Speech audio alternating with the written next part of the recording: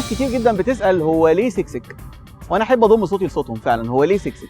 لا انا عارف سبب الاسم ده ولا اي حاجه، بس لو في حد عارف سبب الاسم ده او ليه سموني سكسك انا شخصيا، يا ريت يمنشني عشان انا مش عارف. انا دخلت تويتر بالمناسبه سنه 2008، وده معناه ان انا اول واحد في التويتر ده، واحنا في زمن المسخ وبقيه اللاينز بتاعت عادل امام في فيلم عماره يعقوبيان.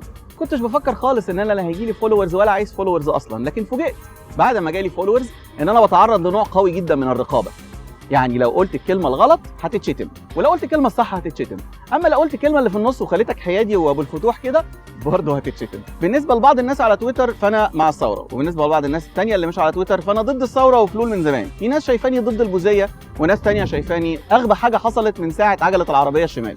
عندي ليكم خبر لطيف، تويتر ما بيأثرش في الحياه الواقعيه اطلاقا.